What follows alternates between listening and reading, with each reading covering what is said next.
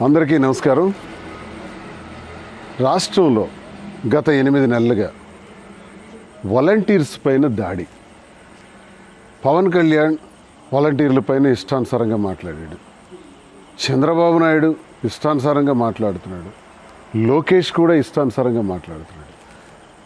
ఈరోజు ఎవరో సుధీర్ అంట, బొజ్జల సుధీర్, వాడికి ఏమైనా బ్రెయిన్లో నరాలు పనిచేస్తున్నాయని నేను అడుగుతున్నాను. వాలంటీర్ అంటే ఈరోజు వాలంటీర్ వ్యవస్థ గురించి ఇచ్చాపురం నుంచి చిత్తూరు వరకు దేశంలో, ఆంధ్రప్రదేశ్లో, ఈ రాష్ట్రంలో జరుగుతున్నటువంటి అభివృద్ధిలో వాలంటీర్ యొక్క పాత్రని ప్రతి ఒక్కరూ కూడా ప్రశంసిస్తున్నటువంటి సందర్భం. కరోనా సమయంలో ఓ ఇన్సిడెంట్ నేను చెప్పాలనుకుంటున్నాను. ఓ కుటుంబంలో భార్య, భర్త, అత్తమామలు, పిల్లలు ఉన్నారు. ఆ కుటుంబంలో 3 నెలల బేబీ కరోనా సమయంలో పాలు లేక చాలా ఇబ్బంది పడుతుందో తల్లి. వెంటనే ఆ వీధిలో ఉన్నటువంటి ఆ ఇంటికి చెందినటువంటి వాలంటీర్కి ఫోన్ చేసి, కరోనా వల్ల చాలా ఇబ్బందుల్లో ఉన్నాను, పాలు కూడా దొరకట్లేదు, నాకు ఒక గ్లాసుడు పాలు రోజు కావాలి అని వాలంటీర్కి ఆ తల్లి అడిగితే, ఆ వాలంటీర్ వెంటనే బయటకు వెళ్ళి ప్రతిరోజు కూడా కరోనా సమయంలో 3 నెలల బిడ్డకు ఆ తల్లికి పాలు అందించినటువంటి ఘనత వాలంటీర్ది. ఇది ప్రత్యక్షంగా జరిగినటువంటి విషయం, సంఘటన నేను తెలియజేస్తున్నాను. ఎవిడెన్సెస్తో కూడా చూపించగలను. అంటే ఇక్కడ ఏమర్థమైందంటే, ఓ లబ్ధిదారుడు, ఓ తల్లికి భర్త ఉన్నాడు, పిల్లలున్నారు, అన్నదమ్ములు ఉన్నారు, తల్లిదండ్రులు ఉన్నారు, వీళ్ళెవ్వరు గుర్తురాలా, వాలంటీర్ గుర్తొచ్చాడు. ఆ వాలంటీర్ కూడా తనకి కూడా కుటుంబం ఉంది, తల్లి తండ్రి ఉన్నారు, అన్నదమ్ములు ఉన్నారు, అక్క చెల్లెళ్ళు ఉన్నారు, వీళ్ళందరినీ విడిచిపెట్టేసి లబ్ధిదారుడు తల్లి ఫోన్ చేసింది కాబట్టి ఆ బిడ్డకి పాలు అందించాలని చెప్పే ధ్యాసతో పాలు అందించాడే, అది వాలంటీర్ అంటే.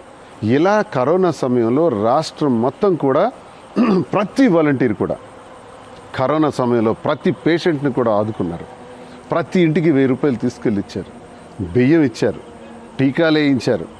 కోవిడ్ సెంటర్స్కి మొత్తం రోగులందరినీ కూడా పంపించి కోవిడ్ ప్రమాదం నుంచి బయటకు వచ్చేటట్టు ప్రాణాలను కాపాడినటువంటి వాలంటీర్. అసలు వాలంటీర్ అంటేనే the person who works for the people without expecting any profit. ఏ లాభాపేక్ష లేకుండా పనిచేసేవాడే వాలంటీర్. అసలు ఈ 50 ఏళ్లకు ఓ వ్యక్తిని నియమించటం, ఆ నియమించిన వ్యక్తికి వాలంటీర్ అని పేరు పెట్టడం అన్నది ఒకటి ఉందే ఆలోచన. జగన్మోహన్ రెడ్డి గారి మస్తిష్కంలో ఇంత గొప్ప ఆలోచన రావటమే ఒక సాల్యూట్ చెప్పాలి. వాలంటీర్ అని పేరు పెట్టి ఆ వాలంటీర్ ద్వారా ప్రభుత్వ పథకాలన్నీ అందజేసేటట్టు, అమ్మఒడి, రైతు భరోసా, చేయూత, జగనన్న విద్యా దీవెన, జగనన్న వసతి దీవెన, ఆరోగ్యశ్రీ, వైఎస్ఆర్ ఆరోగ్య ఆసరా, న్యాయబ్రాహ్మణులు, రజకులు, ఆటో రిక్షాలు, ఇలా ఎన్ని పథకాలు. ఈ పథకాలన్నీ కూడా వాలంటీర్ ప్రతి గడపకు కూడా అందజేశాడు.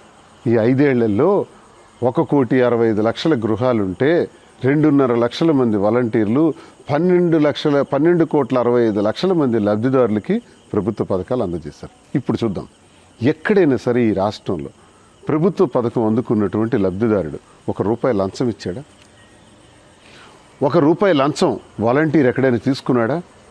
పోనీ రాజకీయాలకు అతీతంగా కులం చూడం, మతం చూడం, జాతి చూడం, జెండా చూడం, రంగు చూడం, రాజకీయం అసలే చూడం అని జగనన్న చెప్పిన మాట.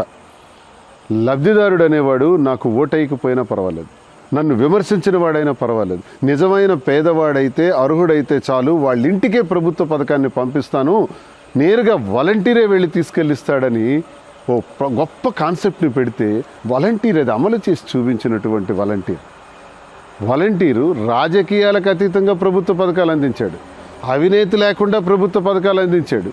ఈరోజు ప్రతి 50 ఏళ్లలో కూడా లబ్ధిదారులు అంటున్నారు, మాకు అన్ని అవసరాల కన్నా వాలంటీర్ అవసరమే మాకు చాలా అత్యవసరం, వాలంటీరే మాకు ప్రాణం, మాకు సర్వస్వం, జగనన్న పంపిన ప్రతి ప్రభుత్వ పథకాన్ని వాలంటీర్ మా ఇంటికి తెచ్చి అందించాడు అని ప్రజలందరూ సంతోషిస్తుంటే, ఓవైపు తమిళనాడులో కూడా స్టాలిన్ లాంటి వాళ్ళు, ఆ ముఖ్యమంత్రి గారు కూడా వాలంటీర్ సిస్టమ్ని అమలు చేయాలనుకుంటుంటే, మరోవైపు రేవంత్ రెడ్డి గారు కూడా సచివాలయ సిస్టమ్ని అమలు చేయాలనుకుంటే, కరోనా సమయంలో అమెరికన్ ప్రెసిడెంట్, అప్పటి ప్రెసిడెంట్ ట్రంప్ ఒక మాట అన్నాడు, the south Indian chief minister who established the volunteer system in Andhra Pradesh Through that system, he is collecting all the information from all the corners within 15 minutes to his dashboard అన్నాడు. అంటే ఒక south Indian chief minister volunteer వ్యవస్థ ద్వారా ఈ రాష్ట్రం నలుమూలల నుంచి ప్రతి సమాచారాన్ని 10 నిమిషాల్లో రప్పించుకుంటున్నాడట. వై కాంట్ వి, మనం ఎందుకు అమలు చేయకూడదు?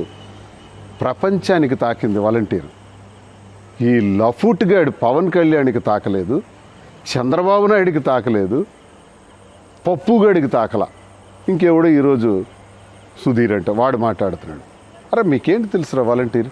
మీ ఊర్లోకి వెళ్ళండి, మీ వీధిలోకి వెళ్ళండి, మీ ఇంటి పక్కన ఉన్నటువంటి ఓ గృహానికి వెళ్ళండి, చూడండి వాలంటీర్ గురించి ప్రజలకు అడగండి.